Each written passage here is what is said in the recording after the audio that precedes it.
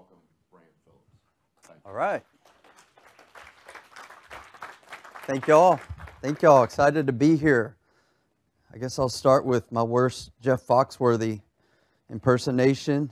If you're sitting at a mobile home investing seminar, you might be a redneck. Or you might just be very, very smart, is my real opinion. So, yeah, thank you everyone for coming tonight. I'm really excited to share all this information with you guys. This is my first time going this deep and this in depth with this information. I've done some mini sessions, done some things on YouTube, spoke here, but not too in depth. So really excited to share everything tonight, what I've been doing now for several years, specifically in this space, and really combining it with what I've learned and done over the years with single family. So it's really exciting information. Really excited to be here. Really honored, to be honest with you. And so you guys ready to have some fun? All right, ready to learn about mobile homes and mobile home parks, all this kind of stuff? Great. So I want to, I've got a lot to cover, a lot of slides, so I'm going to go fast at times. So if anything doesn't make sense, let me know. But also, there's going to be some times where I'm going to need some input from you guys. So I'd like to have that. I think it'd be good for this presentation. So I asked for you guys to input it. I only ask a couple of things. So our first 5, let's say our first 7 rows are VIP seats. You guys get to ask questions.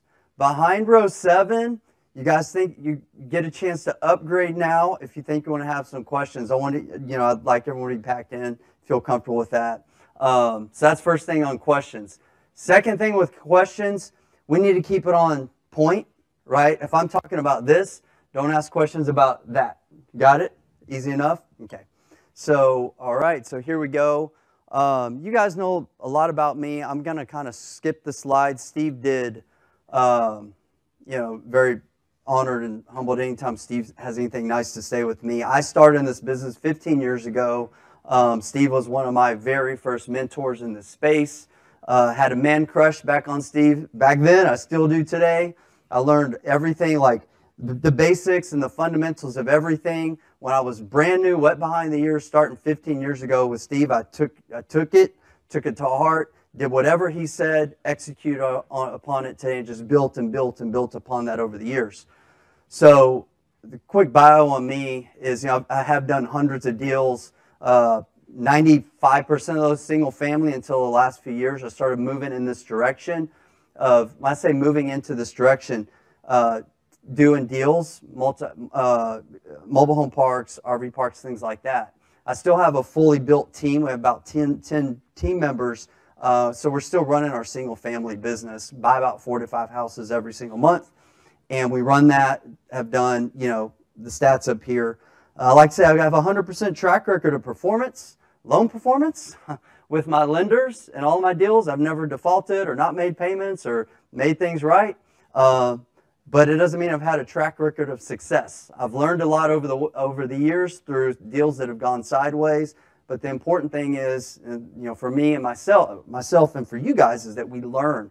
Those are great opportunities to learn. But I've always had a pretty, the reason I want to share this is I've had a real, very conservative type of approach to real estate. Okay, so they say 9 out of 10 businesses fail, right? So I've been doing this 15 years. It's really conservative. Very small percentage of deals that have gone like bad, meaning we may have lost 5 or 10,000 on it. But it's a very conservative approach that I've always applied to with single family, and I've kind of taken that same mindset now into multifamily. All right, things I'm not. I'm not an attorney. I'm not an accountant, not a certified financial advisor. Tonight, is just information, educational, sharing my experiences with what I've done. Have no specific investment opportunity here to promote tonight, just kind of sharing what I've done and hopefully help a few of you guys out. So let's talk real quickly about why did I move in this direction. Okay, my single family business is really, really good. It's been really good to me and my family. Be quite content doing that for forever, except I'm a pretty ADD kind of guy. So I like to do different things and try new things.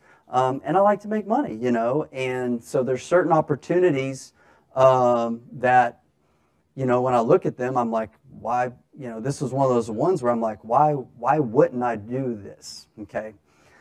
So going back several years ago, probably 5, 6 years ago, I saw some friends, other people in the business that were doing some things with mobile homes, mobile home parks, mobile homes on land. And, you know, I looked at it and I was like, yeah, maybe there's something to that, but I kind of just defaulted to making redneck jokes, you know, to be honest with you. Got a little redneck in me as well, so I got a few of those jokes. So I was like, yeah, you know, typically, like, you know, if you're busy, you're successful, like a lot of times you just kind of put the blinders up and didn't want to lose focus of what I was doing, right? But it started catching my attention a little bit more. I remember talking to a friend of mine. I was like, man, tell me what you're doing.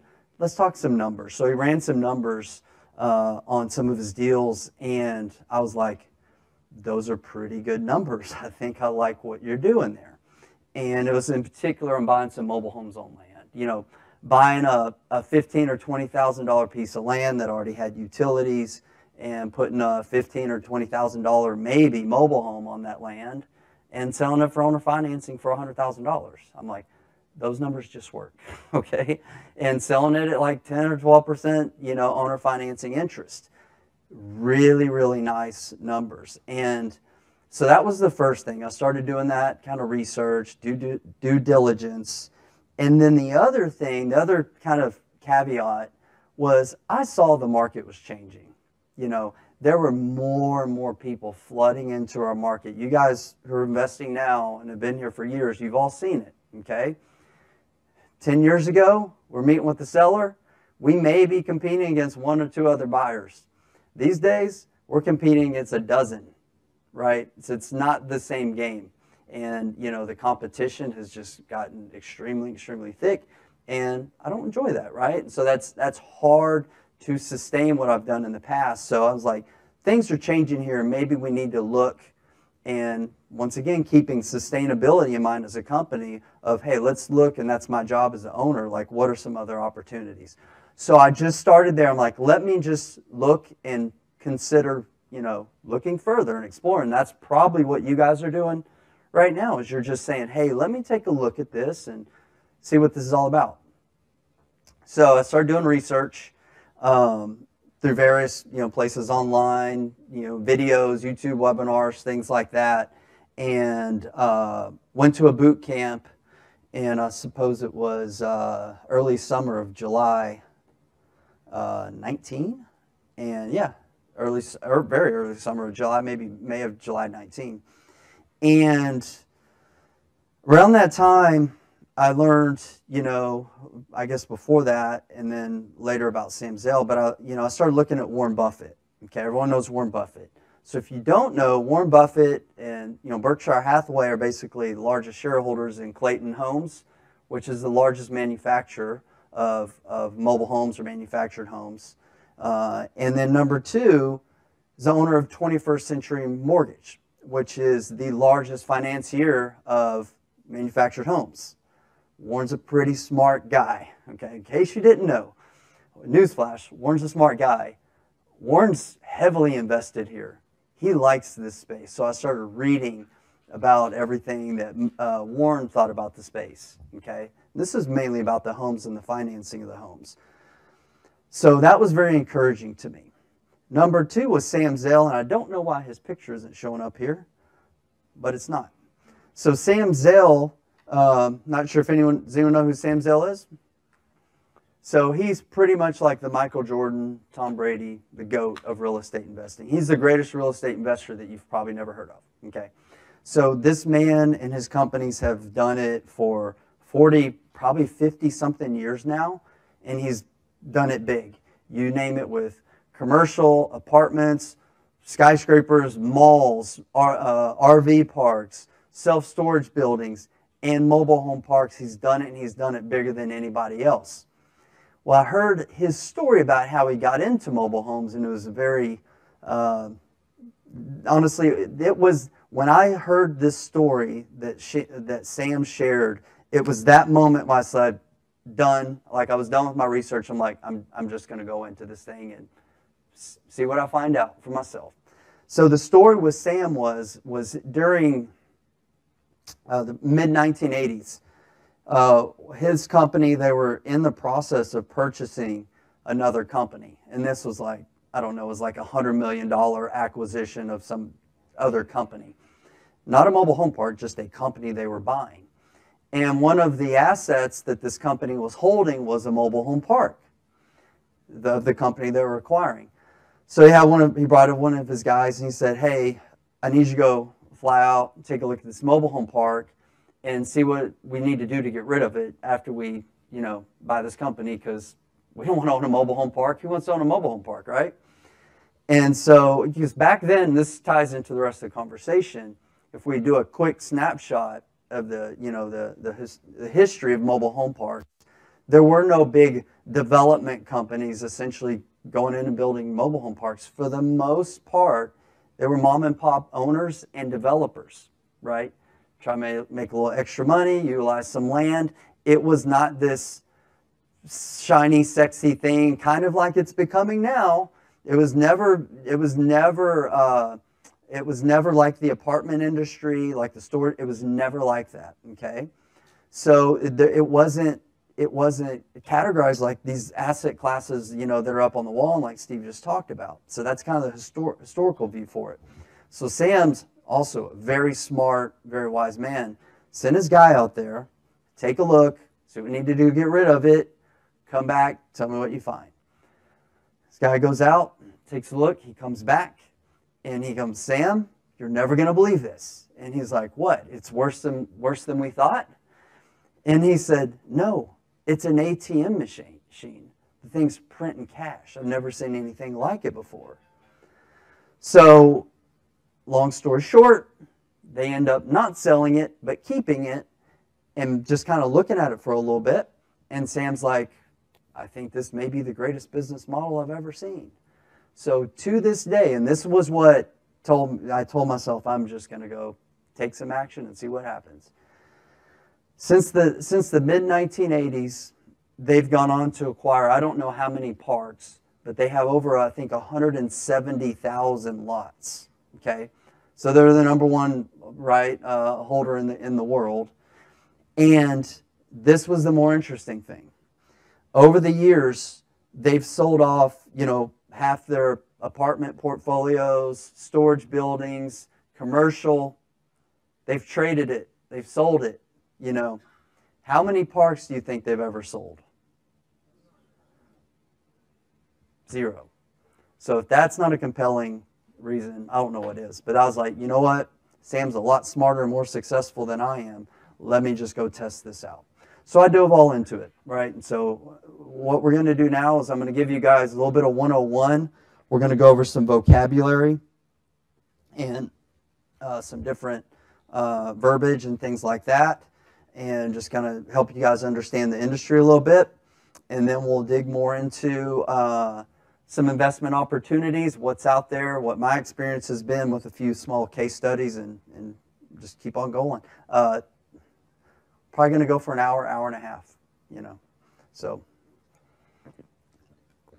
all right, so let's define manufactured housing.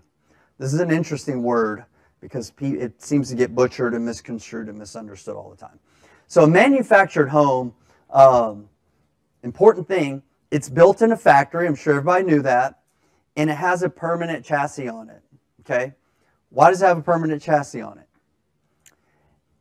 It has a permanent chassis on it so it can be moved from the factory to wherever it's going to be placed.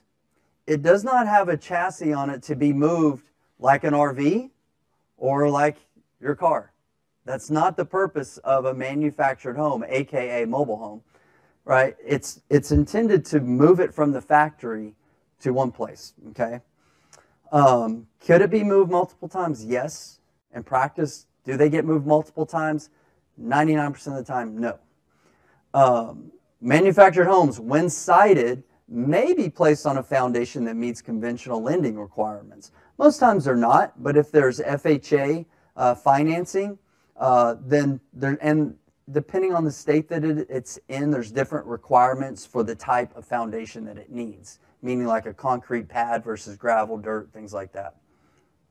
The cost savings from factory construction is basically to increase affordability for homeowners and renters. It just makes sense, right? If you've got a home being built here and like you're moving all these things around, there's a reason they don't build cars in various different places. They build it in a factory, ship it to where it's going. Same model. Okay, this is the first pop quiz question of the night. What's the difference between a manufactured, I should say a manufactured home or house? What's the difference between manufactured housing and a mobile home? Come on, first prize of the night. I've got a Total Wealth Academy pin here up for grabs. Nope. You're all wrong. It's okay. They're exactly the same. They're exactly the same, but the industry wanted to kind of get away from the word mobile home because they're not really mobile, okay?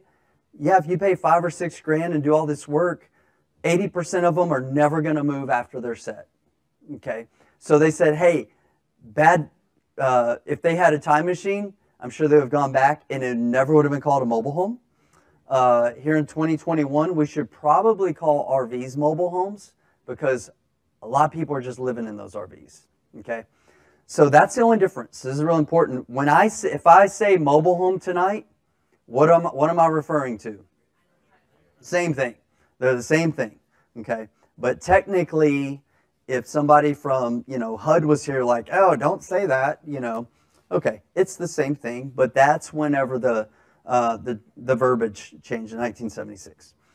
All right, some data. 8.5 million families, that shouldn't say homes, I apologize. 8.5 million families are homes, but not total people. That's just approximately how many homes are across the U.S. Okay, this is really important. This will tie in a few times tonight. Median household income of just under $30,000 per year, right? Who's primarily our clientele, not everybody, but low-income folks for the most part. That's who we're helping here and serving. In the 1990s, there was a boom, if any of you guys remember this. I really don't. I was in college, but I did live in a mobile home for a short period of time in college. It's much cheaper than an apartment. Like my roommate came home, one day, he's like, hey man, our lease is coming up. There's this mobile home, out here, and we can get it for like half the price and da-da-da. I'm in. It's like I paid like $100 and something a month, and it was great. It was great. Chicks digged it. Just kidding. Looking back, there weren't a whole lot of chicks coming over to the mobile home.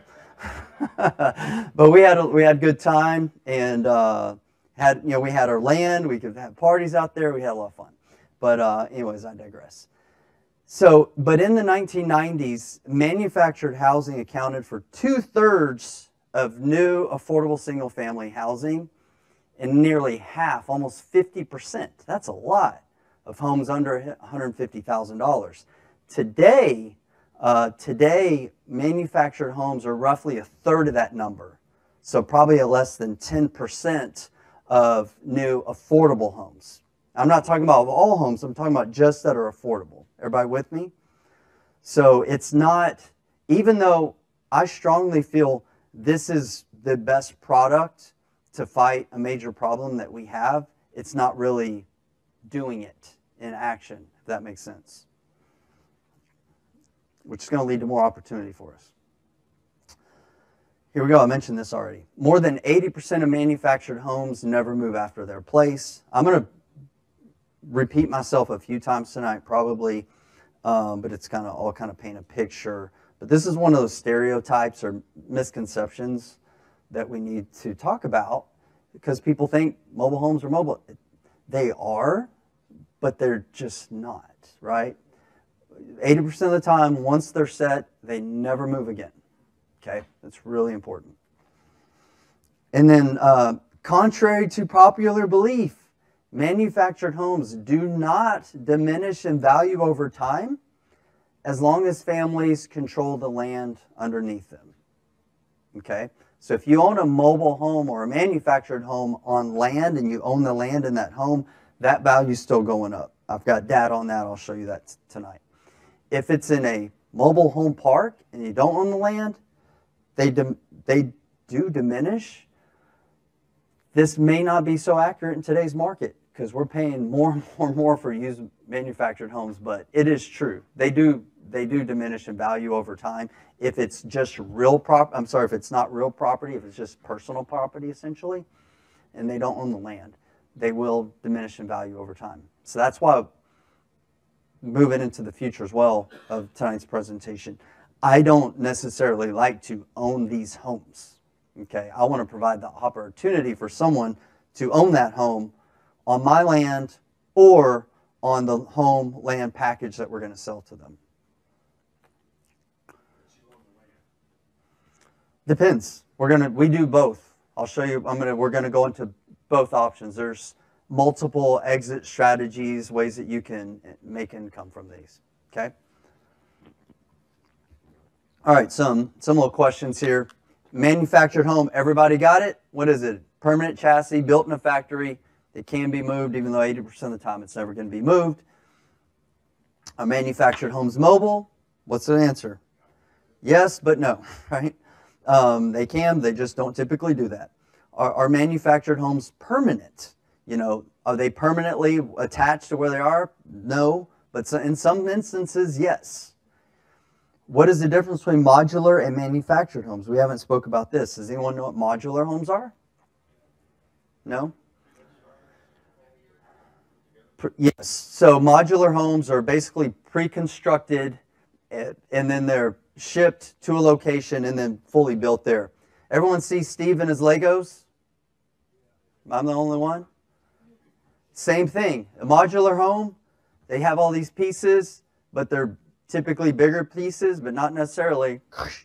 So they may have, 3 to 6 pieces that are put together, and then there's other work that's required, but it's a lot more effective than building a home from scratch.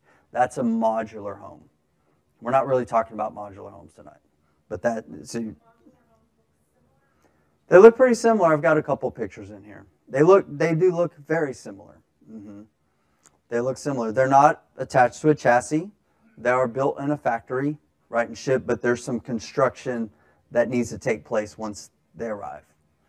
There's some really, and I'm not going to go too far in a rabbit hole, but there's some other new technologies that are popping up. There's literally one that is like Legos, and it's hollowed out wood with some type of, I don't even know what you call it. It's over in the UK right now, and it's basically like Legos, but you build it yourself, and it's pretty interesting. Yes, typically that modular homes will have a permanent foundation.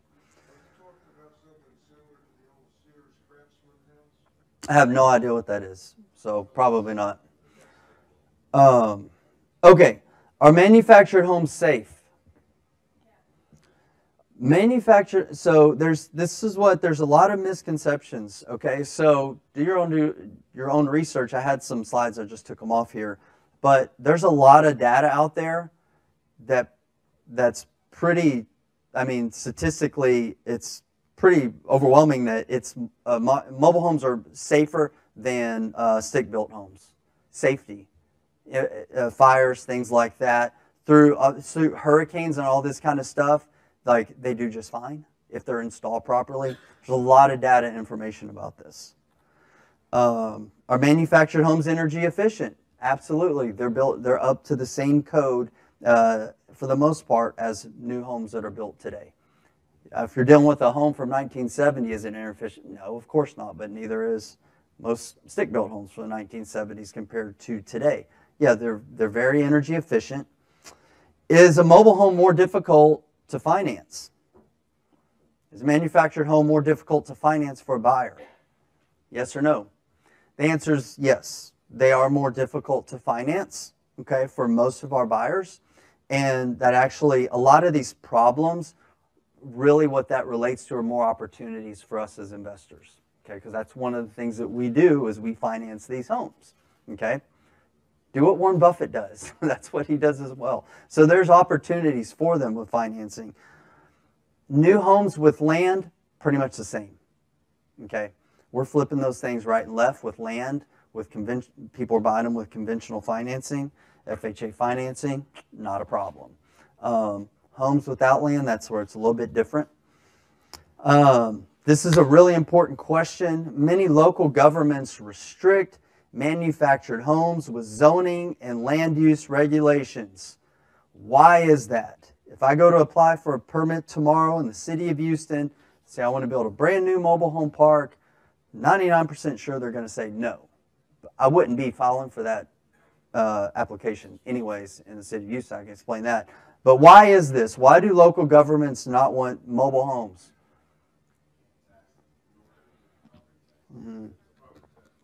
Part of it's the stigma. Let's just not lie. We're working on getting some plans approved right now in a neighboring county. And they have legally, they got to approve this thing. But they're fighting us. Why is that? So part of it's stigma. Some have been honest with us, so we appreciate it. They don't want a mobile home park there. They don't want another one, at least. So part of it's stigma, but Blair hit the nail on the head. It's just not generating enough tax revenue, right? If it is somewhere between $10,000 to $12,000 to educate a child through the public school system, $10,000 to $12,000 per year, okay? If they've got a mobile home that's bringing in $1,000, not a whole lot of tax revenue, that's a big loss for them. And I don't blame them, okay? So it really boils down to those two reasons. Probably about equal in importance, to be honest with you. Does it depend on the location? I'm going to repeat myself because it's being recorded so everyone hears. Does it depend on the location? Yes, I would say yes, but also almost no, because most towns and cities don't want it for those two reasons. And then also in the city of Houston, I mentioned I wouldn't even be filing for a permit there. And the reason for that is you probably can't even buy the land cheap enough. If we've got land in Houston, you need to build up, you just do. So there's not a lot of new construction with mobile home parks at all. I've heard one statistic multiple times that there's only approximately 10 new mobile home parks being developed every year across the U.S. This gets into one of the reasons I love it. I love the mobile home park industry because and I'm not knocking apartment guys. Apartments have never really been my thing. But if you're developing, if you're investing in an apartment, which could be great, but let's talk about supply and demand, right? Do you have any control over supply? No. Is supply increasing or decreasing? It's increasing, right? So what if you've got a really nice Class C and they go pop in a Class A across from you, and what if the market tanks? What if they have to lower rents? Things like that. How are you going to beat that Class A, right? So supply and demand's important, okay? Single family homes, much slower moving train, right? We can see, for inventory to come onto the market. But a lot of these asset classes, it's not. With mobile home parks specifically, if that statistic is true, and I believe it's probably pretty close, that there's only around 10 or so across the U.S. being built every year. But I've also read this multiple times. There's 100-ish every year that are being shut down. Home Depot's buying them. Other developers, mom and pops, just kind of let them go to crap and shut it down in rural areas. So think about that. We've got essentially like dinosaurs almost, but in a good way, right? So now, rather than competing with other people, like I said, that's one of my pet peeves. Like, I don't like competing against 12 other real estate investors. A lot of them are my friends, and I'm like, you suck, dude. Like, get away. But when we're buying mobile home parks, our amount of competition is going down, right? Or the inventory is going down, which is bringing the value of our asset up. So this is really, really important what we're talking about. Is it okay to use the word trailer? Heck yeah, man. Come on. You might be a redneck. Yeah. Okay, some quick stats. So I mentioned there's 8.5 million homes / families, approximately 22 million people live in manufactured homes. So that's a pretty good chunk of people. It's a lot of people. Only 9% of new single-family home starts. The average new home sales price is around $81,900, and 76% of new manufactured homes are titled as personal property, as chattel property. Okay, so what does that mean? They're probably living in a mobile home park. Okay, I thought that number was kind of high. I thought it would be lower than that, but that's what it is. All right, so let's dig into some misconceptions. You know, it's not real estate. It's going to get blown away in, you know, a tornado. You know, it's rent land. I don't even know what that means. Does not last long. Drops in value quickly. Okay, let's talk about it. So some negative perceptions. We talked about it just a second ago. One of the reasons the city doesn't like them is because of the stigma, the stereotypes.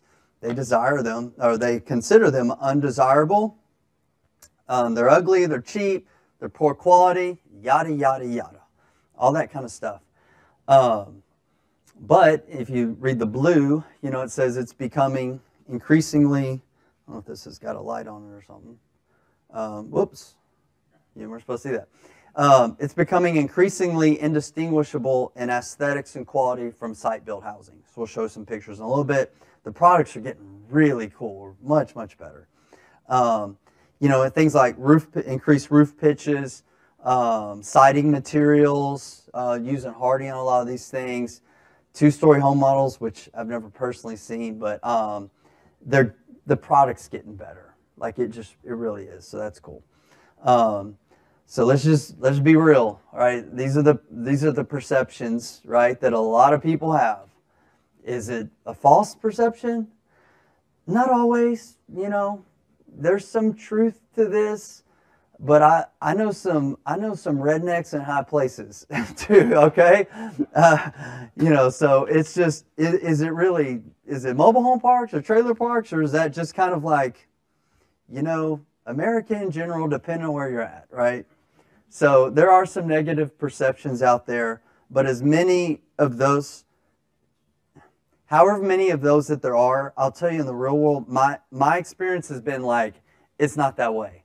Okay, so after purchasing multiple parks, for the most part, you've got, you know, really good, you know, honest, just hardworking blue collar folks who just want the same things as everybody else. They want, you know, clean, safe housing, nice community to live in. They want to feel safe. They want a place where their kids can run around and feel safe, you know, and feel good about them where they live. And that's really what they want. These are some snapshots I grabbed off Facebook of one of our parks, and there's a little picnic. Our manager put a picnic together and things like that. And good people, really good people. There's some really great people. And there's actually some pretty decent, some like high income earners as well, that very educated.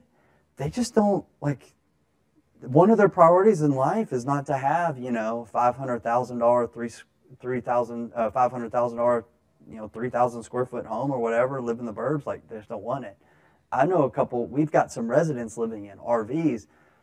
They're making some cash, you know. Long conversations numerous times with these guys, you know, they're happy. They don't want to spend their money there, okay? So it's been real eye-opening for me. Like, be careful, you know, with your stereotypes and your judgments, because, you know, yeah. Okay, so age of residence, this is pretty interesting, okay? 18 to 29-year-olds, not a whole lot. Do I have any 18 to 29-year-olds in the room? To be honest, I don't have a whole lot of use for 18 to 29-year-olds in my life or business. To be honest, you know, we've got some unwritten guidelines when we have rental applicants. They're under 29, probably not approved. They just don't know what they're doing. I hired 2 weeks ago a social media marketing individual, incredibly talented. I'm like, oh, this girl, she is so good. She's 21. So talking with I have a COO who helps me run my company, and I made the final decision. I'm like, dude, I love this girl. She's so talented. I use my Terrell Owens acronym. If anybody gets that one. No, nobody gets the Terrell Owens? Oh, man. You guys got to have football references when I'm speaking. You got to know these things, okay? Most talented guy on the field, but he is a train wreck, personality-wise. He's all over the place. He wants attention on him, all the stuff like that. So I was like, man, this girl's so great. She's probably not going to last, though. First day, she's like, oh, I've got this test, and I'm going to be late. I'm like, you got to go. Anyways, I gave her a shot. But so when you get into the 30s, 30s, 40s, 50s, 60s, 70s, it's pretty equal. Okay, I don't know what the makeup of the apartment industry is. I would assume it's a larger piece of the pie in the 20s, right? Early 30s, probably not as much in 40s and 50s and 60s for that matter, right? So this is more ideal for me. I like working with people in their 30s, 40s, 50s, 60s, and 70s. Small, the 80s for obvious reasons, but this is also pretty big opportunity for senior housing. There are some manufactured home senior housing developments being developed. I'm not going to talk about that tonight, but there's opportunity there.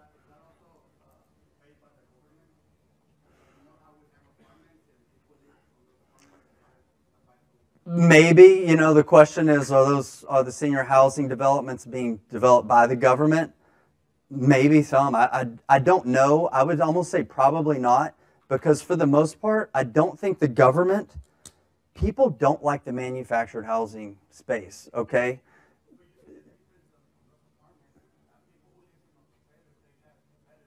Yeah, 100%. I've got some data on why people prefer to live in a mobile home rather than an apartment. But is the government here? No. This information all makes a lot of sense. So the government's probably like, we don't want to do that. There was a single family housing development. It was like, we're going to build affordable housing. And they did this big grant and this big development. They spent over $200,000 per home. Is that affordable? Maybe. How big were the homes? 900 square feet. That's the great government at work trying to solve the affordable house. Let's just face it. The government, they're not going to solve a whole lot of problems anymore, okay? We're kind of on our own here. So what I'm...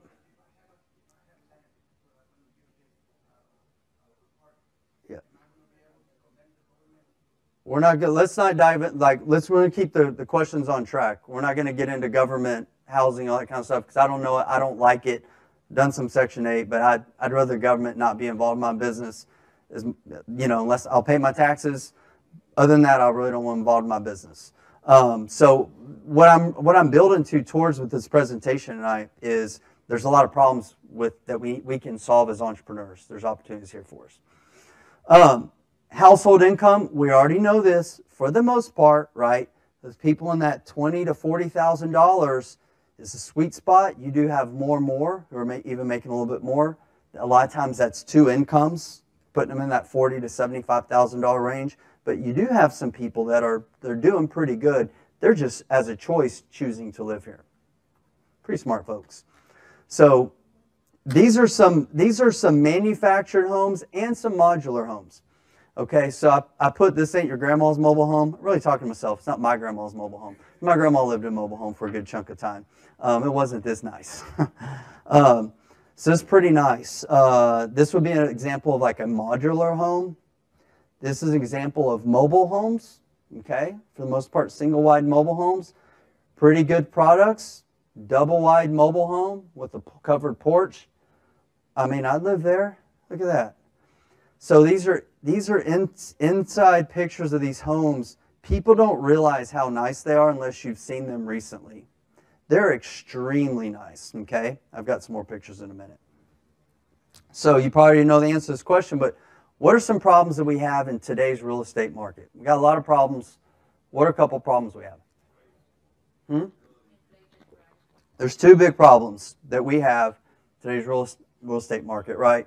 Supply and affordability. Everybody agree on that? Everybody agrees. All right, good. So supply and affordability are two big problems. Let's talk about supply real briefly.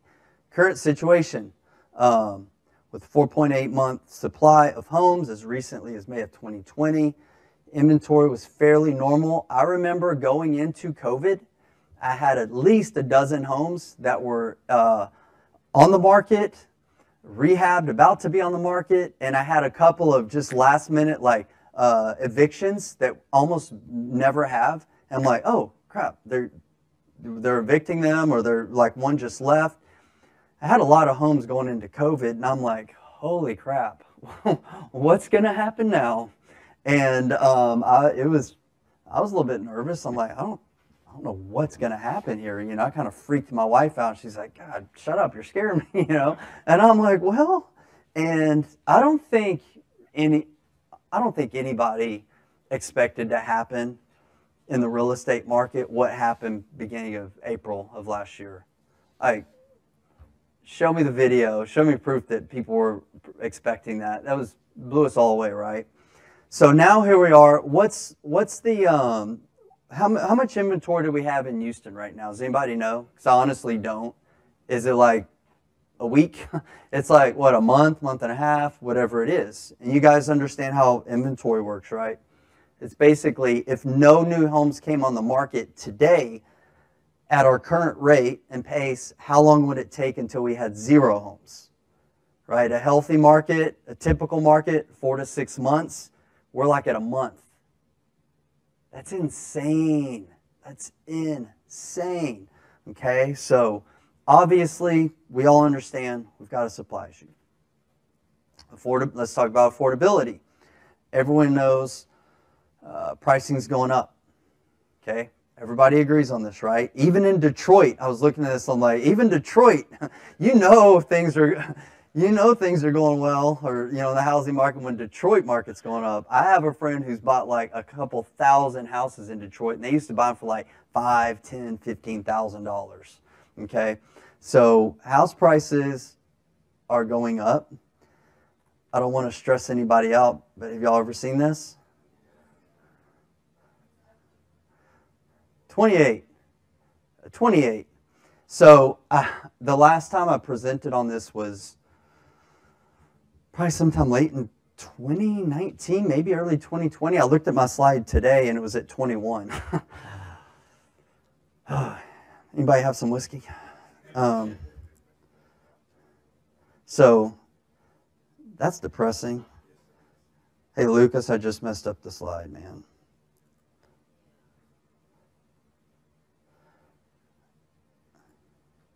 Is Lucas back? Sorry, man. Is this it? Okay, I think I got it. My bad. View percent. My bad, guys. Okay, so yeah, so obviously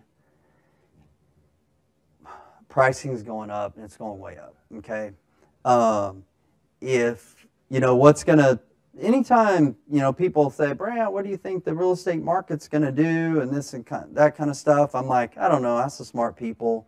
It's going to go up. It's going to go down. It's going to go sideways. It's going to be cyclical. But the thing is it's not. Okay.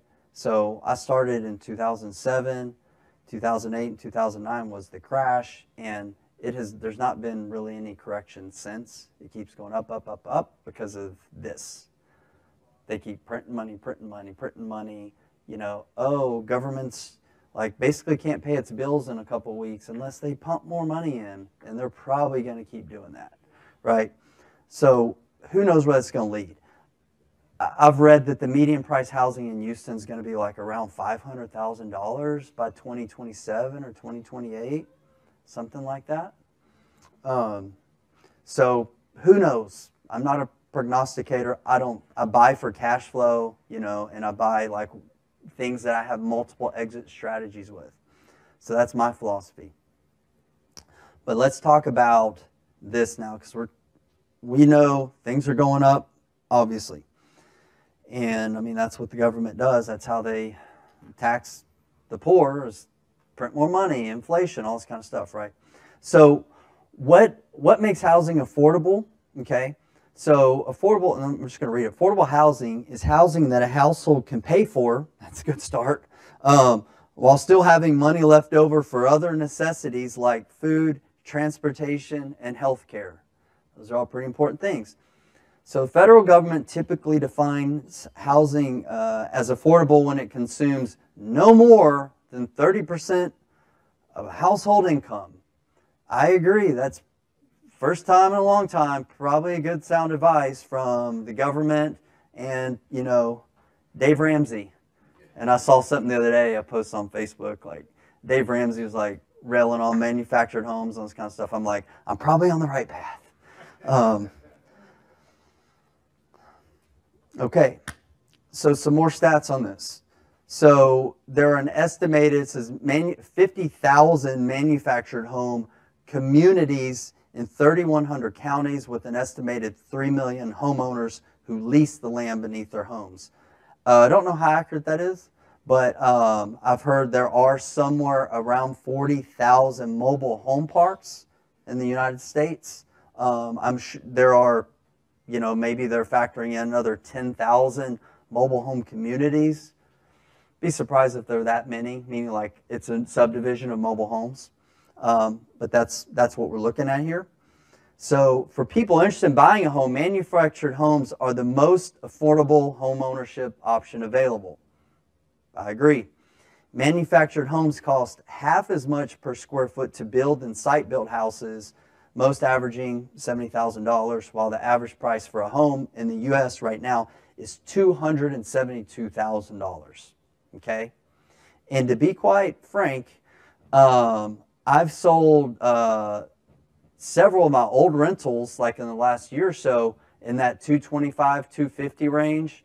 Sold a couple to Open Door that were not in good shape because I hadn't renovated them from like 5 to 10 years previously when I bought them. Tenant moved out, called Open Door. I'm like, really? You're going to pay me that? Sold.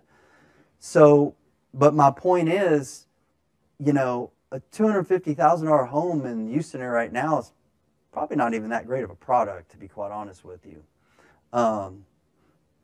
Just, you know, being honest. So, you know, $70,000 brand new, I would look at that if I was in this income bracket. You know, yeah, the question is what size are they? They can range anywhere from 800 or 900 square feet to the low 2000s, 2,200 square feet, something like that. Am I right on that? Is that about the range?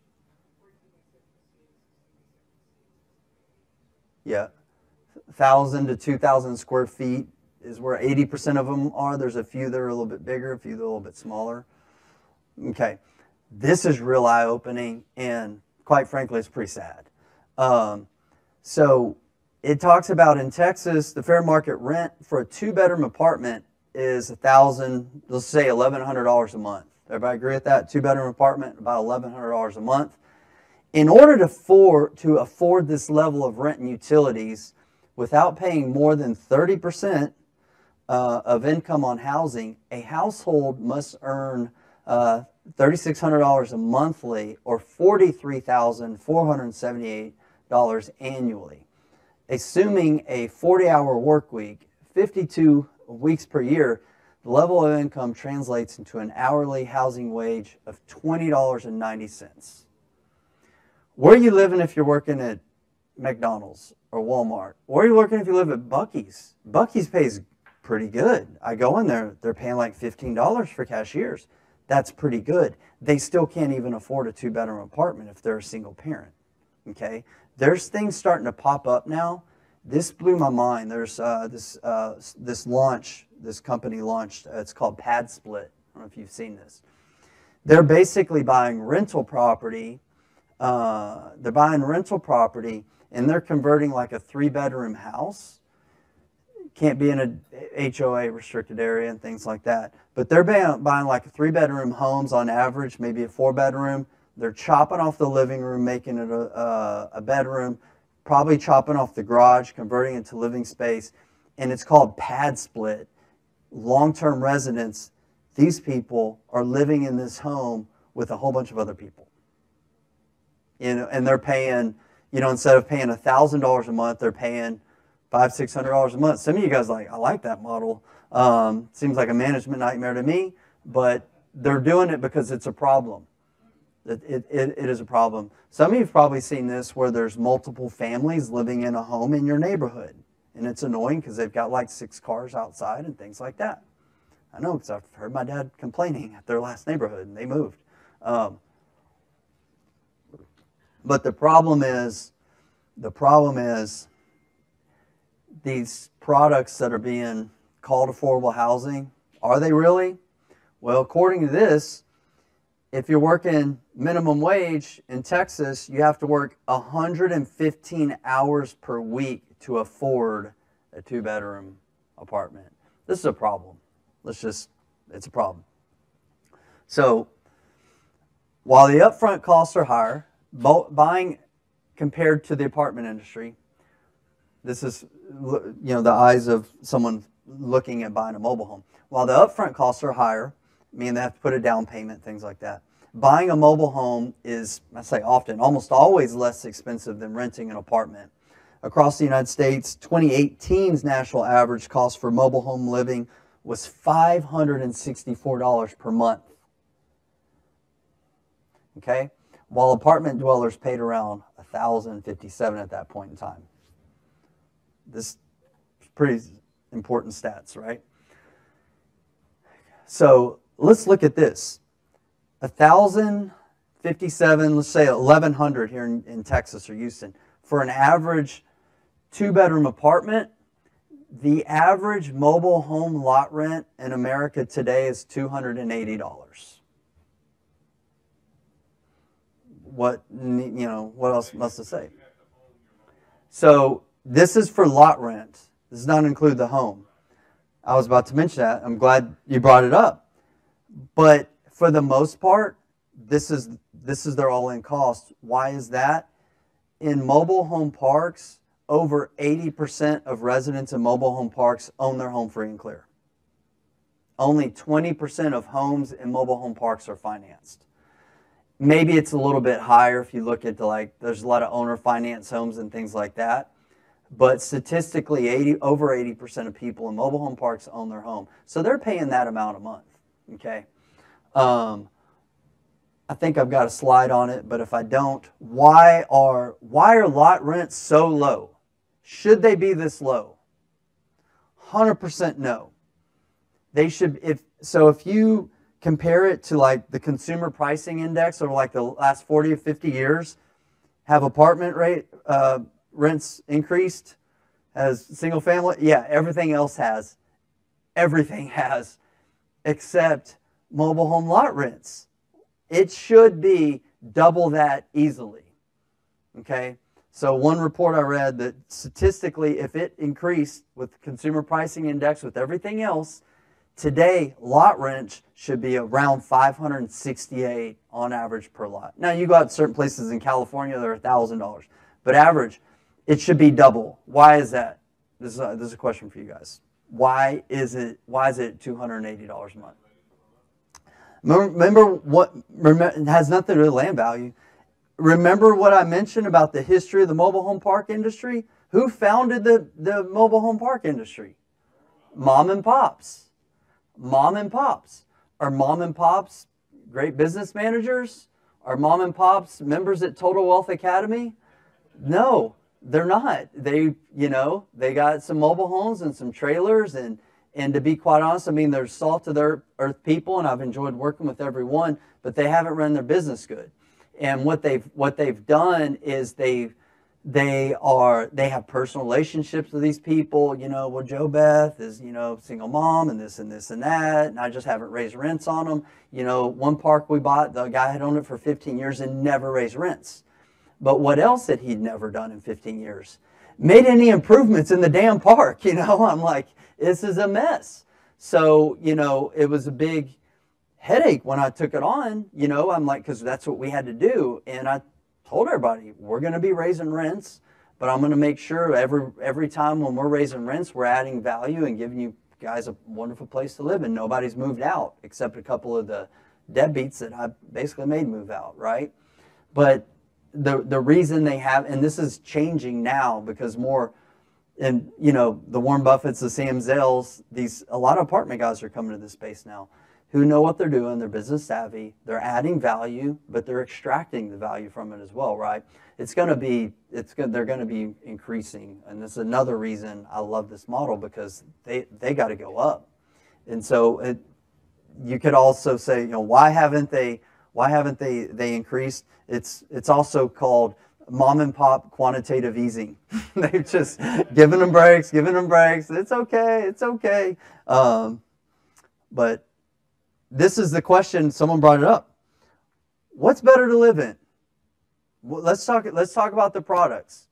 Would you prefer to live in a nice B apartment, or like in a nice, safe and clean mobile home park where you've got no shared walls, no one living above you or below you, park right next to your home, right? You've got your green space, you've got a yard, maybe you got a little shed, you can have a little barbecue outside, have a little picnic.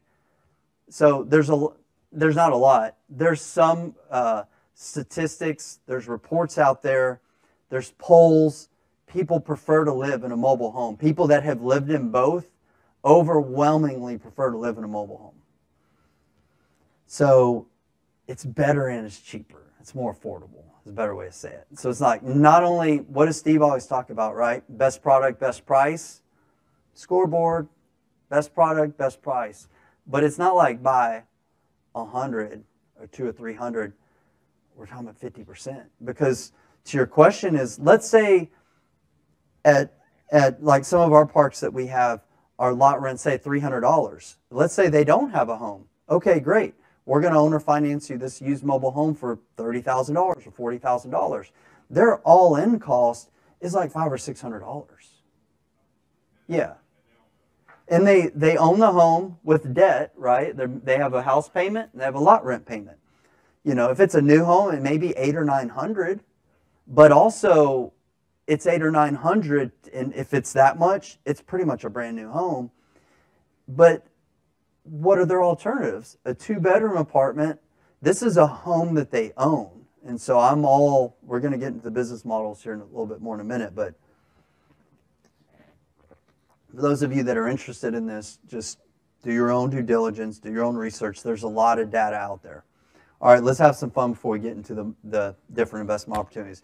Who wants to play billionaire mobile home trivia? Come on, who wants to play? Name me some billionaires that have lived or living like essentially mobile homes. Come on. Elon, that's too easy. Who else? Yep, Zappos, not Zapatos, but good try. Zappos, yep.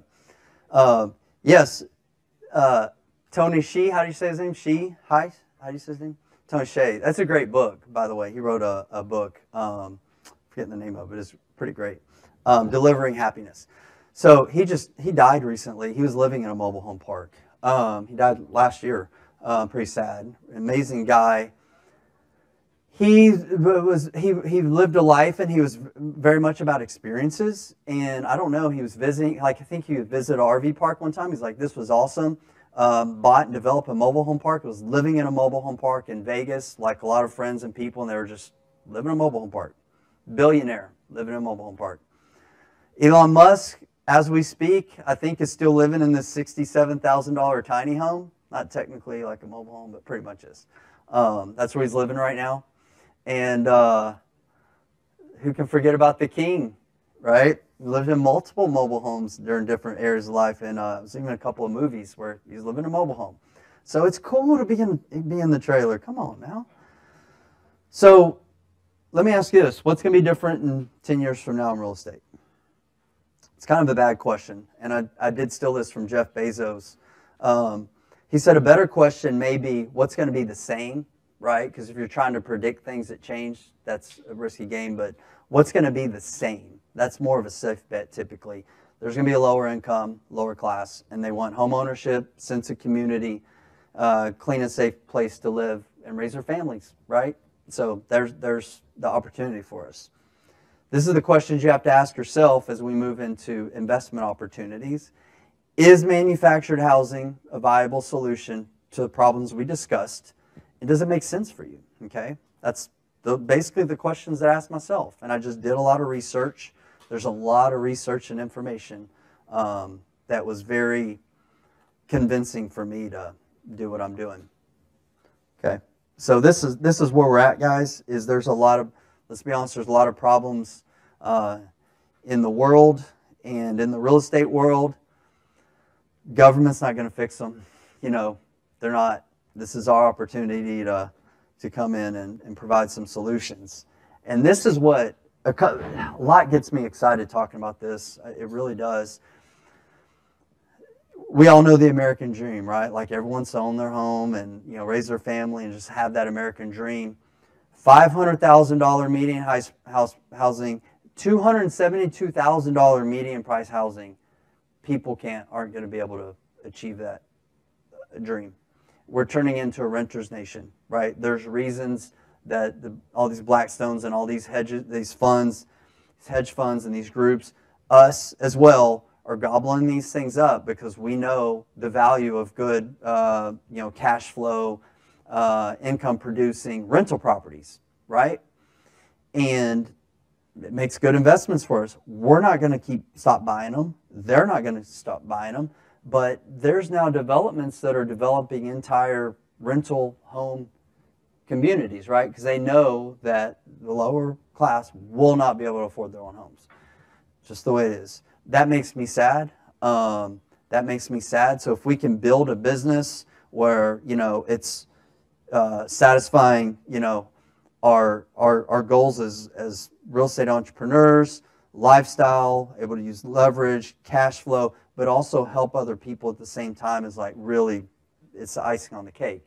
And manufactured housing, I know I joke around a little bit with, you know, some of the jokes and things like that, but man, for the most part, like I love these people, and this is really giving them the opportunity for the American dream.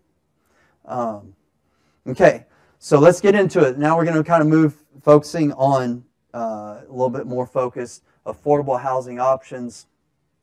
So no offense to my apartment people, no offense to my single family people. I'm one of those people and I'm still buying them and flipping them and buying rentals too. But they're no longer becoming truly affordable. Just to be honest, they're not.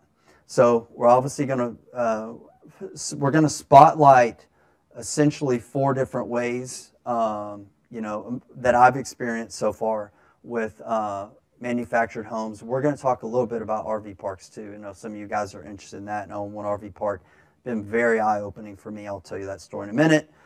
But this is what we're going to talk about: mobile home parks, affordable housing communities. These are basically subdivisions, but with manufactured homes. Manufactured homes on land, and these are kind of one-off deals, like if you're fixing and flipping a deal or maybe even renting it in an RV parks. Long-term, not short-term. I'm not in the hospitality game, not my thing. I want people who are going to come in, stay for a long time. So there we go. Mobile home park investing 101 is probably the reason why a lot of you guys came here tonight. Here's kind of like the 101. Number one, when we buy or we invest in a mobile home park, we own the land. Okay? We own the dirt. They own the home. I don't want to rent mobile homes. Okay? Why? We talked about the value of it. And then you also look at, I know some investors who do this, and they rent their homes out. Can you make good cash flow renting mobile homes? Absolutely. Your operating costs go whoosh, way through the roof. Just like that's one of the reasons I don't like apartments. People are like, why have you never done apartments? I've gotten close. Honestly, like I don't enjoy like having a bunch of rental property and some of the headaches that rental property brings. I have a full-time property manager. I'm not working with the renters themselves. Those probably still get to me. I'm still the one cashing the checks. There's a lot of moving parts with it. I just don't like it. It's really good to people, and I think those nice people in this wall are really great. It just wasn't for me. So this is why I like it, because they own the home, okay? My operating expenses for homes is essentially zero, okay? There's also a pride of ownership thing. I prefer working with owners than with renters. That's just me. I prefer to get a business more to passive income, and this allows it to do that. So we own the land, they own the home. That means they're not calling me to fix the toilet or the faucet or all of those things. We do provide and maintain the infrastructure, utilities, roads, lighting, signage. Those are our main responsibilities. General common area maintenance, the landscaping if there's common areas. They have to mow their own lot.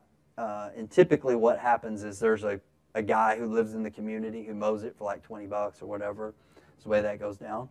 And we enforce, community rules and laws, and also we help create the community. And that's a big part of this, is you do need to create some culture. Typically, if you're buying a rundown park, there's some not so good individuals, and you got to do a turnaround, okay? And sometimes it's not fun. I was in law enforcement for 7 years in my 20s, and so I'm pretty comfortable with dealing with rough folks. But it's not for everybody, and there's some really rough folks that sometimes you have to deal with, so you got to get those people out. You got to make everybody feel safe, and you got to turn that culture around, and then kind of find out who your leaders are, people who kind of like take care of their property. It can be your eyes and ears and things like that. Yes, sir. If they own the home, how do you evict people? Eviction. So the question is, how do you evict them? Same way. You can go out and evict them, and essentially they have to move their home. 9 times out of 10. So here's another thing. I don't even have a slide for this because I only got like 30-something more minutes. I have way too much to talk about. Eviction rates, incredibly low at a mobile home park. Extremely low. I don't even know the statistics. I haven't read it recently, but it's like next to nothing.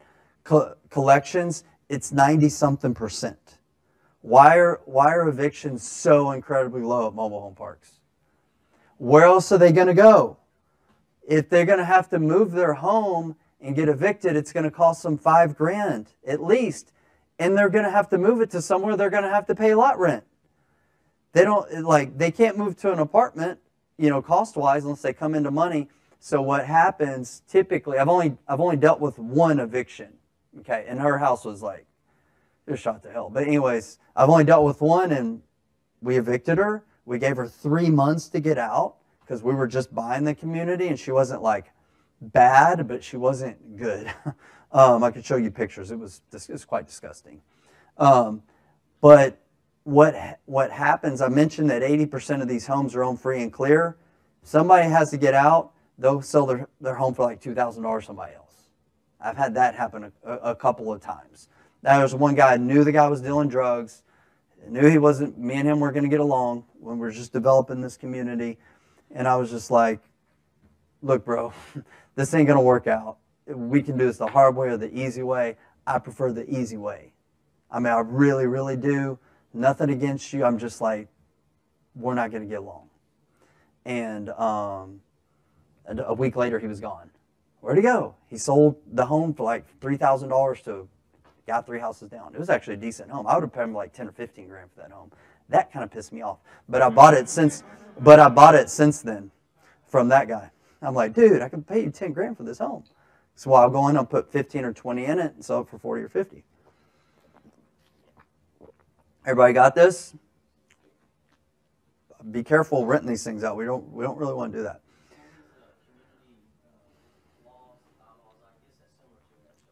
You create them. It's your mobile home park. Yeah, the laws and guidelines. You create them.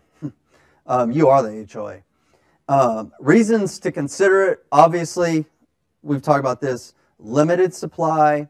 There's less competition. There's not a lot of people getting into the space. Demand for affordable housing. Obviously, cash flow's not too bad. Long-term tenants. very long-term tenants, much longer than apartments, much higher collection rates, drastically lower eviction rates. I forgot I had that in there. Easier to scale than single-family homes. That was another thing that attracted to me. Like, I've been pretty good at single-family, but not to scale it on a big level. This is much easier to scale. Way less maintenance and operating costs, and they're harder to finance. But to me, that's a good thing.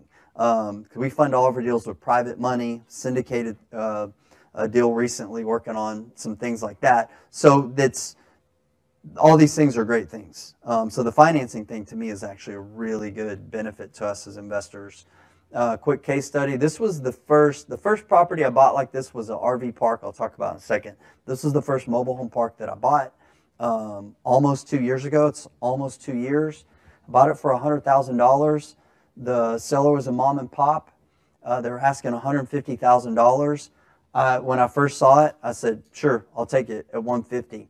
I started doing due diligence on it, put down $5,000 of earnest money. It was really small park. It was only 15 lots. And I called the sellers, and I told them their names were Butch and Jan. They're like the sweetest people I ever met.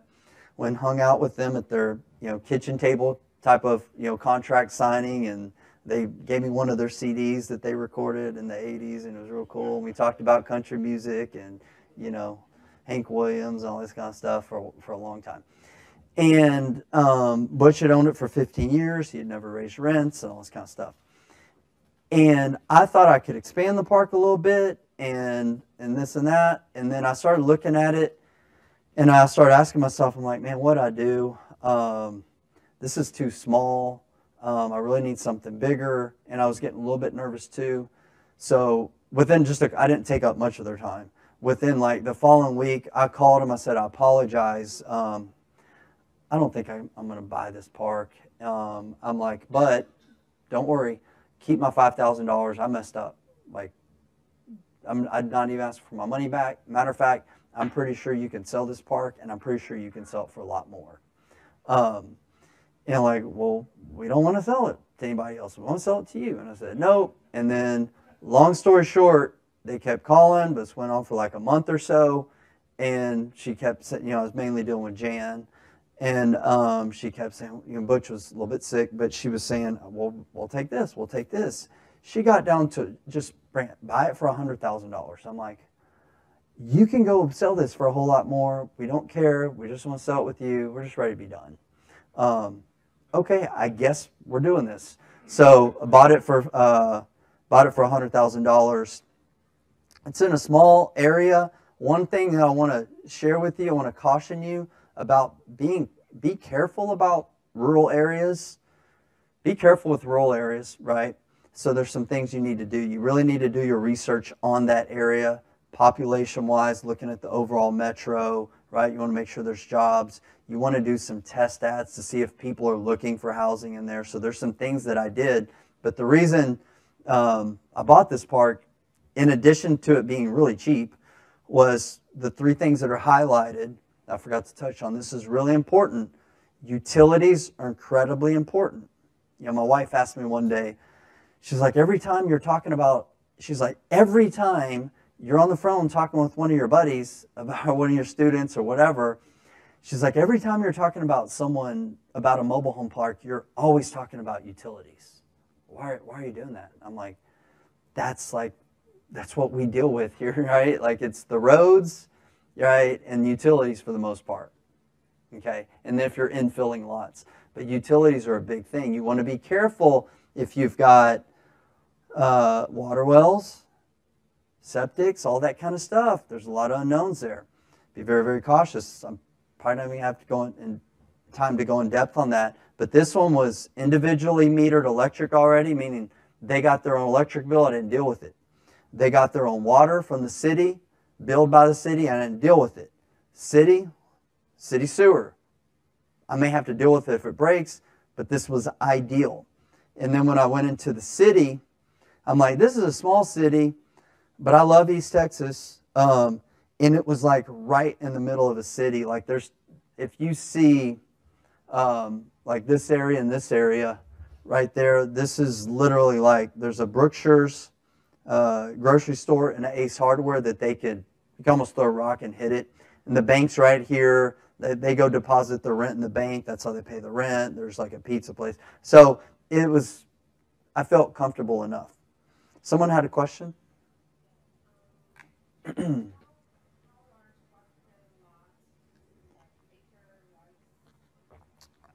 This one's pretty small. There's a snapshot of it. Less than 3 acres, I want to say. It's pretty small. We do have some room to expand right here.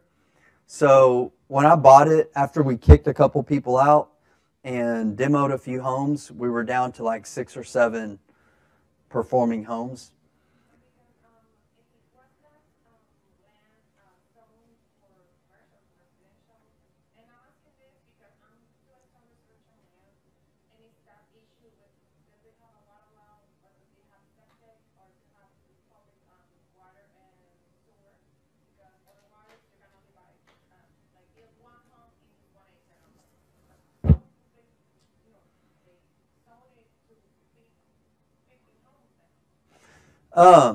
Yeah, so basically she's asking about land, utilities, all that kind of stuff. I've done some development stuff too. I don't want to go too far in depth on that. But utilities are incredibly important.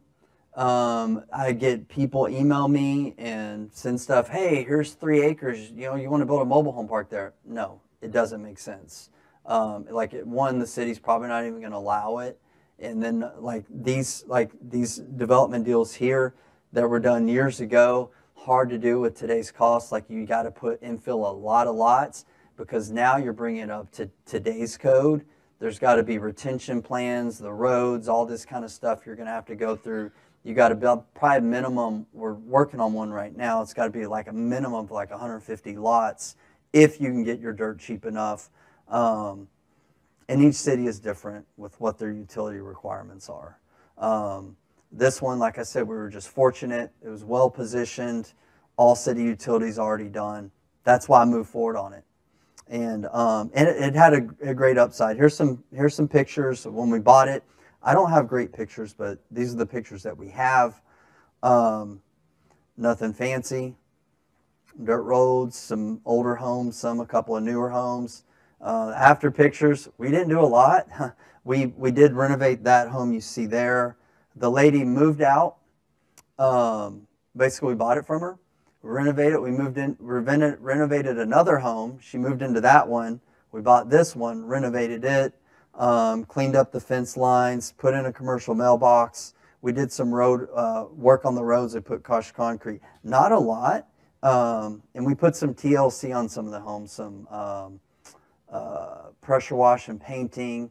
We did some signage that we have there. We have a nice website, and we're almost, so we have 13 lots now. So we have to infill 2 more lots. We'll be at 100%, and then we'll expand to possibly 5 more homes or so. But long story short, when this home gets to it's kind of its final, when we've added all the value, meaning we have in that 20 range of homes, lot rents at that point in time, and I'm projecting 3 to 5 years from now, in the 350 to 375 range, it'll be $1 million property. So that's why when I really started digging, I was like, this is potentially like a really good deal. And it was cash flowing. It was break even from day one. It was cash flowing a little bit. Now, technically, it was like a 12% cap rate when I bought it, but then I kicked some people out. There's some bootleg owner finance agreements. So for the most part, it was break even. Yes, sir. How did you come up with the 10% cap rate? How are you in smaller communities like that? Yeah. There's probably 1 or 2 that you don't have comps. How are you just kind of? Well, it's all income. Yeah, the good question though is how do you come up with the values? So this wasn't something this wasn't my world, right? I can value single family homes. I can flip houses in my sleep. I'm lying. I can do houses all day long, okay? This was new to me, figuring out how to value these things, but it's not that complicated. I watched a few YouTube videos, went to a couple of little seminars and boot camps. I went to one boot camp and kind of put together a little spreadsheet to analyze them. but it's income and expenses. Essentially, it's it. So it was around a 10 cap. Butch had no financials on this thing. It was like a notebook paper kind of thing, and it was like, that's where I was nervous too, you know, because it was a different animal. But that's Mobile Home Parks 101. Okay, everybody good there? Makes sense. Those are the big things you need to know. There's more, but those are the big things. Yes, ma'am. So that particular park, if I'm understanding you correctly, will generate about 7,000 in revenue? Eventually, yes, it's getting there. Not yet. Right now, I think we're probably around 5,500 to 6,000 with some of the, because we've got all of our lot rents, right, on 13 homes. Plus, we've owner financed a lot of those homes, so it's getting up into that range. Yeah.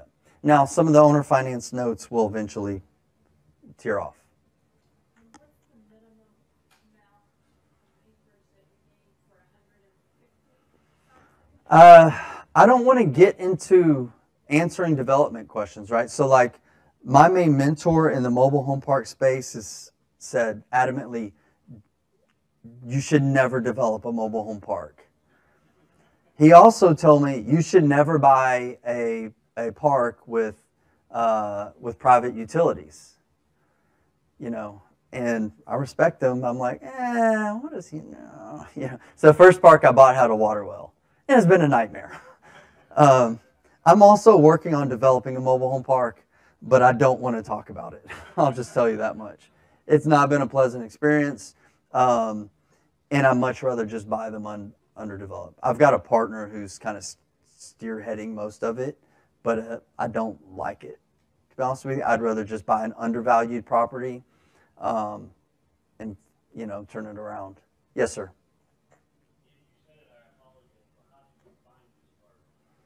This park was from a website. It was like a mobile home park. People post their deals, and I called him immediately, like 7 o'clock at night when I saw it. And I had just closed on my other park 2 months before, which I'll talk about in a minute. And I called him, and so I was very interested. And I said, I'd like to meet you, and it's 3 hours away. And they said, okay, we can meet you tomorrow morning at 8 a.m. It's like, great, I'll be there. And I showed up, walked it with them, and said, I love it, sold. Because I do things like that sometimes that I shouldn't do. And I'm like, yeah, 5,000 earnest money. I'm like, what am I doing? But now that I'm here, like, I love the park. Like, I really, really do. I make a commute through East Texas typically once a month, if not every other month, and stop by. Literally, like this month, I didn't even stop. I drove through it and just kept going. The people are great. They don't call us too much. You know, my assistant takes all the calls. Never been there. You know, it's great.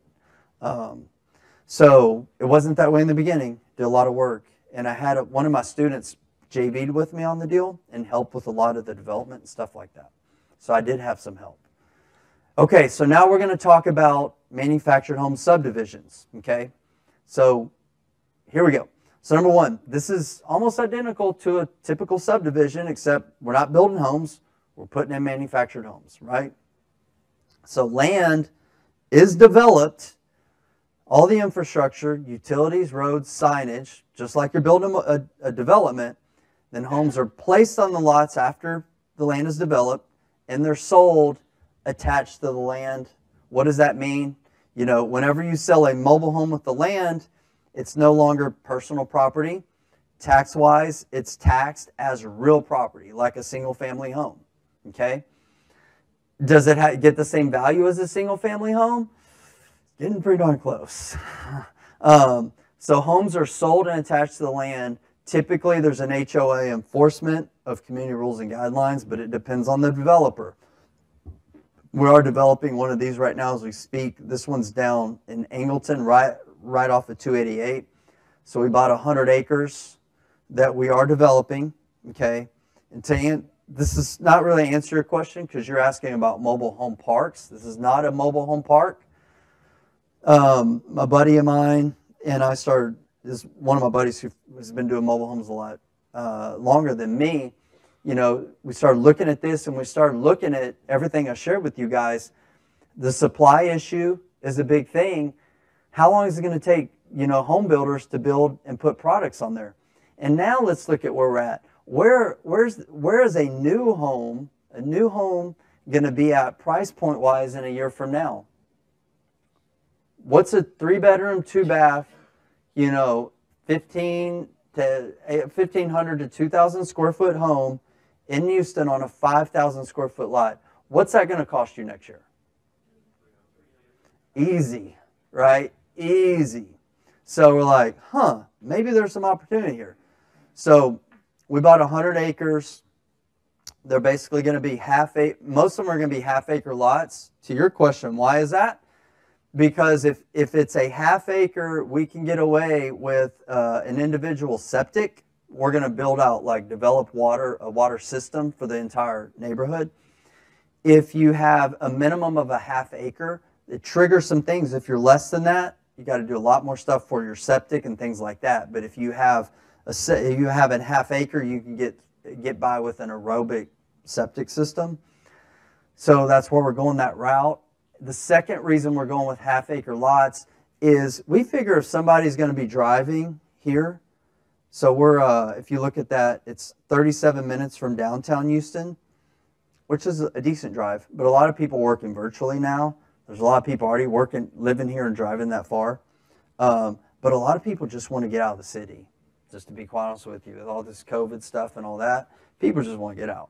So what we said, we don't want them to come down here and, buy a mobile home and feel like they're living in the city on this 5,000 square foot lot. So we were making this like a kind of a custom manufactured home subdivision. So we went into that country feel, so we went bigger lots, half-acre to 1-acre lots, not in a flood zone. 3 miles north of Angleton, so on the north side, which that's good. And we're right off 288. These are some of the homes that we're looking at to put down there. These things are beautiful. They're beautiful. They really are. So that's what we're doing down there. I'm not going to dig too much into this, but long story short, someone was asking about development costs. We should be around $50,000 per lot developed, not with the home. Okay, not with the home. Some of you are saying like that's kind of high. It's because they're really large lots. If we were making them 5,000 square foot like they do in a typical subdivision, yeah, that cost would be lower. But so we've got a $50,000 land development cost. That's acquisition cost, development, you name it. And we're going to be putting, $60,000 to $80,000 manufactured homes on there. So what are we in for it now? Low 100s. So when I started putting this out there a year or so ago, when we were looking at it, some people like, you're crazy, you're nuts, you're not going to be able to sell those things for, I was saying, at first we were saying like 200. Like nobody's going to buy that. I'm like, I've got comps, and our comps have like gone through the roof. What's that? I didn't have 100 acres either till a few months ago. Just go buy it. So, that's what we did. This was a video, I'm not going to play it, but this was a video. This is in, not Sealy. It's outside of New Braunfels. This is a development. I shot this for my investors and my partners in the deal. These are manufactured homes, double wides, in a subdivision. They have a small little garage. Anybody guess what these things are selling for, like right now, today? $350. Yep, $350, and they're selling. They're not sitting. This is 2.5 hours from here, near New Braunfels. Real estate's a little bit more expensive up there, but not. It ain't California. Most of them are 1 acre. Yep. Pretty eye-opening, right? That's what I said, huh? All right, so here's another deal that we bought. This is also a subdivision. So this deal came to me right before COVID. I went under a contract from before COVID and I almost backed out from the reasons I said earlier. This one's in Brazoria. It was a 51 acres, but it was a third world country. Essentially, you turned off the highway. I'm not even joking when I say that. If any of you guys are on my YouTube channel, I'll show you how to do that later. There's a video that I shot when we bought it. Looking from the road, the grass, this whole area right here, it was this tall. The potholes had potholes inside of them. The original developer developed this as a subdivision in there was the plat in 1984. Built about 5 single-family homes. Didn't develop it anymore. A few people to park their mobile homes and pay small lot rent. Didn't touch the property. Okay, for almost like 40 years. Gave it to his daughter and son-in-law as a wedding gift. When they got married, he passed. The son-in-law and the daughter did nothing with it. And he's become a good friend of mine. But he slumlorded it. He slumlorded it hard. He's a blowing, going, successful guy with other stuff, and just fell into that trap. And emergency services wouldn't drive down the road. Amazon pizza delivery, trash pickup had stopped. It was disgusting. I walked down the road, and the lady who I had to evict, I said I've only evicted one person. She got upset at me because I shot a YouTube video, and she's got chickens and dogs pinned up, years load of trash. And I'm not talking about stuff. I'm talking about trash, and it stinks, and it's filthy, and it's disgusting. And I'm shooting this YouTube video talking about, hey, here's what we do. And I said, here's the thing, is you can be poor, and that's okay, right? It's okay to be poor, but you can't be poor and dirty and live where I'm going to be, because I'm going to hold you to a higher standard. If you don't like it, you can go. She heard the YouTube video. She got all upset, man. I'm like, look, I'm trying to improve this place. If that upsets you, it's just not a good fit. You can pay your rent and abide by our rules, or you can go. And she went, and we demoed her house, by the way. Like, we just tore it down. It was disgusting. I had dozens of animals inside. It was really nasty. So check out that video if you want some humor. I get chased by dogs in the video. Yeah. I get chased by dogs, all that kind of stuff. So we bought this property. I almost backed out a couple of times. But we bought it for $395 for 51 lots, and we're not break even, we're not cash flow or anything like that right now. We're soon to be at a break even spot. We've got about 7 homes being renovated, about to come online, so we'll be break even. Then it's just a tipping point. But these are deals that are out there. I hear investors talking about, there's no deals out there. This one was blasted by a wholesaler. Okay. It was blasted by a wholesaler. Everybody saw it. A good friend of mine who's really, really smart and savvy saw it. And he's like, I was afraid of it. I didn't think it was a deal. And the wholesaler brought it to me, but after we went under contract in May. We went under contract in April. Actually went under contract in March. Supposed to close like 4 to 6 weeks later. I got cold feet, almost backed out because we're going into COVID. I was getting nervous. So I called the wholesaler. I let him know, excuse me. I let him know my concerns. He's like, are you backing out? I'm like, I'm trying to, but I don't want to. Can I have 30 days? He's like, yeah. He's like, I don't mind if you even talk to the seller. Pretty cool. I knew the wholesaler. So I called the seller. I'm like, hey man, here's what's going on. Gave me 30-day extension. 30 days came up. I was even more nervous because this place, I may die at Country Oaks Resort. It was rough. It was like really, really rough, right? You got people named Bones, that's like, come on. And I didn't know what's going on the market. So I called the seller back, and asked for another extension. Told the wholesaler, I'm like, I need another extension. And the seller, he's like, man, if you didn't ask me for that, I'd maybe question if you knew what you're doing because it's scary out there. So he's really cool. So we've got a good relationship. He texted me one day, and I kind of felt bad. he was like, I was digging through my stuff and I found this. He had an offer. He had this thing sold for like $1.2 million in 2007 for the crash. They were working on it. The company went out. So I was like, I guess it'll be a good deal. So I'm going to be on this thing for less than 3, and it's going to be worth more than 6. This is a really good deal. But this is a subdivision. These are half-acre lots. We're cleaning it up, as you can see on the YouTube videos, putting manufactured homes on it. You know, roughly, we bought the lots for $8,000. On average, we're doing $12,000 of development.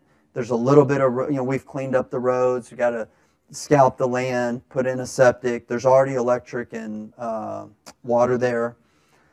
And use mobile homes for the most part. We're going to start putting some new homes if manufactured home dealers could get us some inventory, please, sir. And we're going to sell them for $125. That's we're selling for $125 right now. They're going up. So that's pretty awesome. That's the plat. Okay, next thing I want to talk about is manufactured homes on land. Guys, how many of you guys flip houses in here? Got some flippers? It's the same thing. Like, I don't need to go too in depth on this. It's real property. This is a mobile home that's probably on an acre to 1 to 2 to 3 acres maybe is what we're doing deals like this. It's not necessarily in a subdivision. It's probably in a rural area. And we're buying them undervalue, the home and land together, fixing them up, and we're putting them on the market to sell. That's it. Your option 2 is you can buy land and you can move a home there, okay? But if you don't have your utilities already there, it may not make financial sense. It may. You just got to see. You got to figure out. That's a renovation cost. Like, what's it going to cost to get electric there? What's it going to cost to get water there? Can you do a septic? Is there cities? All that stuff's very expensive, right? So it may not make sense to do that. You're moving homes now. That's very expensive. I don't like to do all that with this. We're buying homes already there, putting them there. And that's what we do.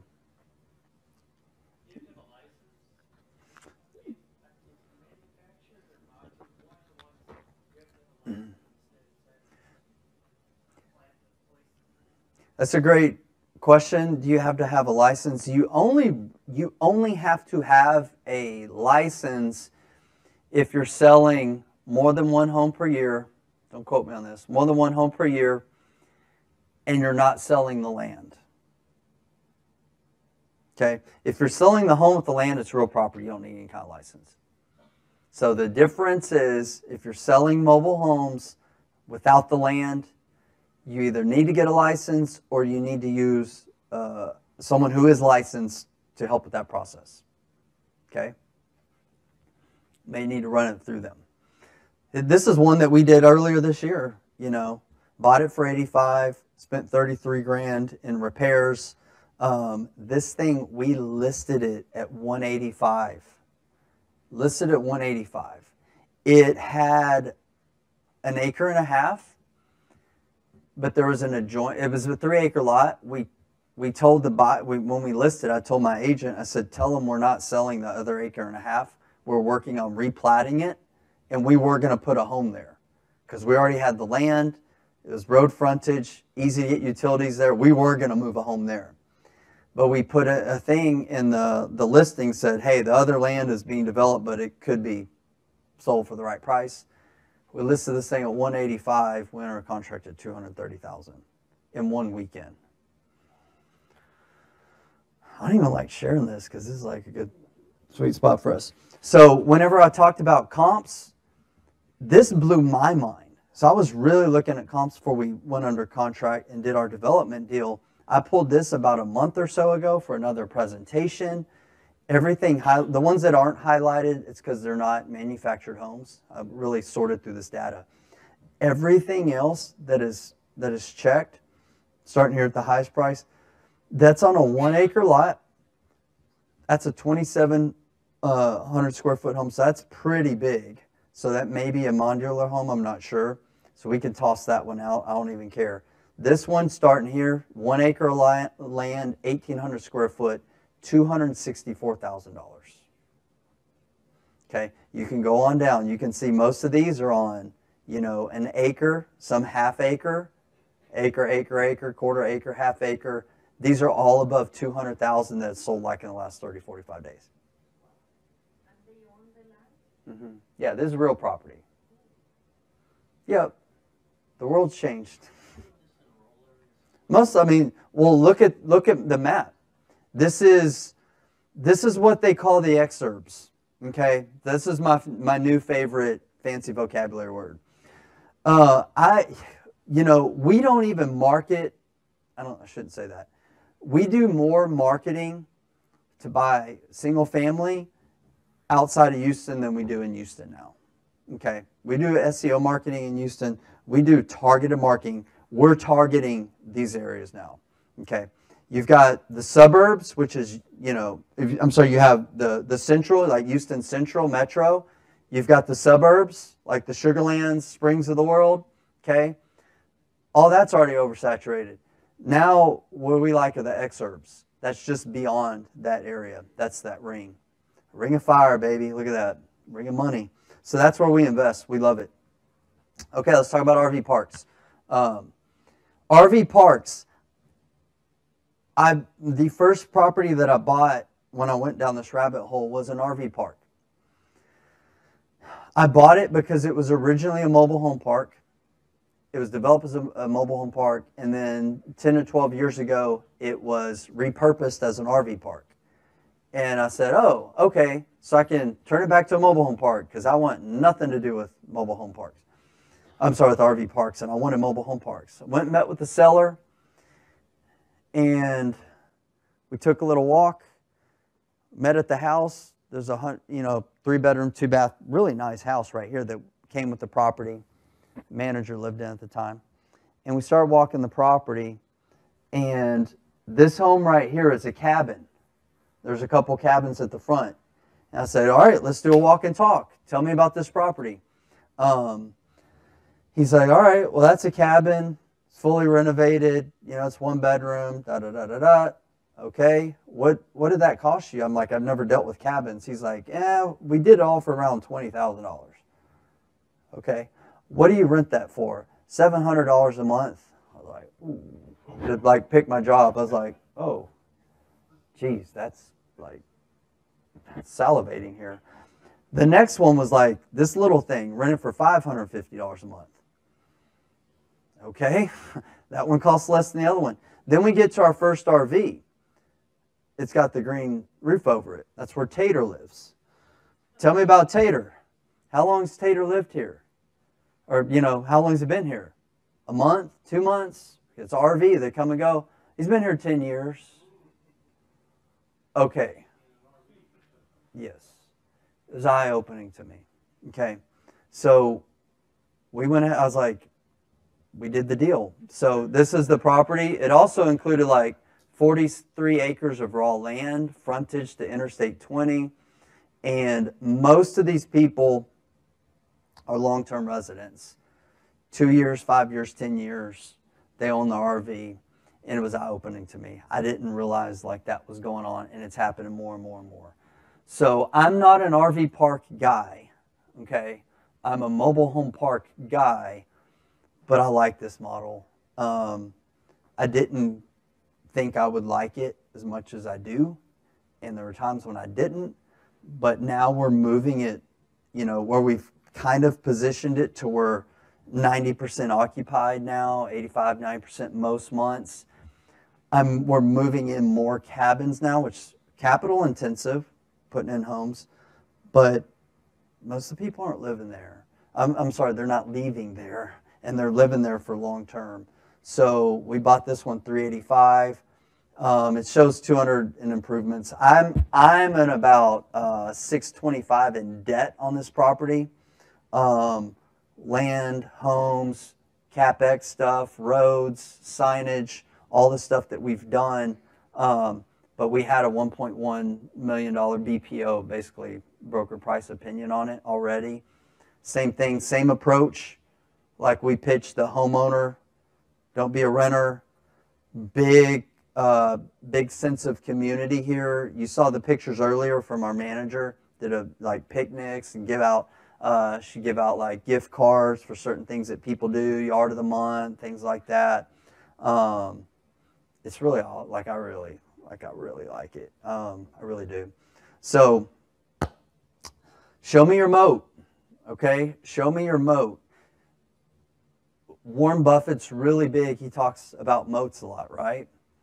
Protecting yourself is what it all comes down to. You know, certain things in this world, supply and demand, right? Certain asset classes, what's your moat? If guys down the street are pulling permits to go build something bigger and better than yours, right, and fancier, what's your protection with that? I don't know.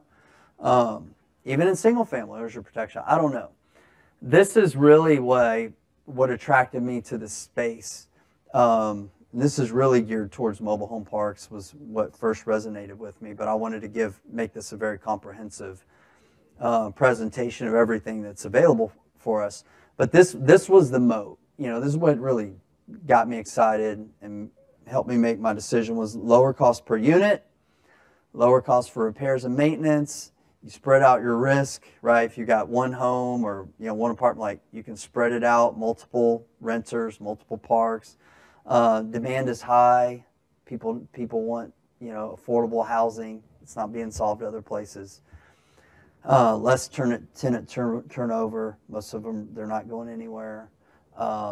Mom and pop owners, that's a big opportunity for us, and less competition, decreasing supply. It's not increasing. Low rents. I talked about that earlier. Rents have not rose with inflation, with everything else over the years. What does that mean for us? It means we're going to be able to raise rents, right? Increase value, we're able to lower expenses. In most of these parks, I didn't even talk about it. We closed on another park last Friday in Marshall, Texas, which I'm kind of building all kinds of stuff out in East Texas right now. But, Marshall, Texas, we bought this park from Jim.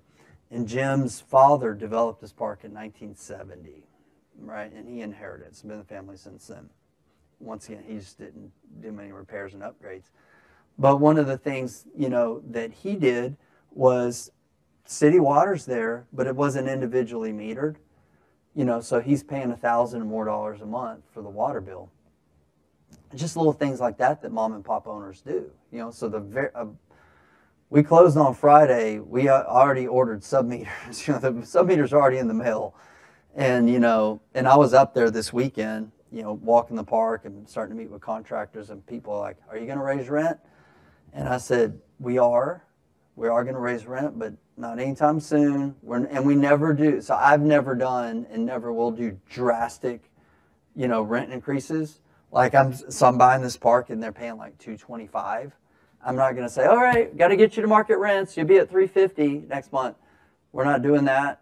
Very small, incremental. So we'll bump them up to like $350, $365 maybe.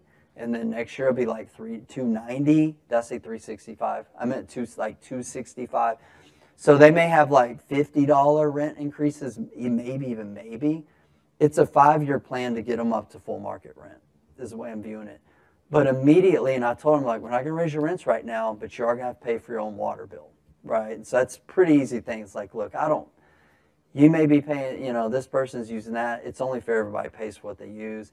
And then when we communicate it, we have these stats about how it's good for the environment, which it is. When people are all bills paid, their consumption is like 30-40% higher. So anyways, that's kind of the benefits of mom and pops, is it's not too hard to decrease your expenses pretty quick. Low rents, we raise those. And I mean, life is just better when you're working with owners. Like it really is. Not always, but I'll take working with owners over renters any day. So my closing, investing in affordable housing, obviously can certainly help you create wealth and passive income.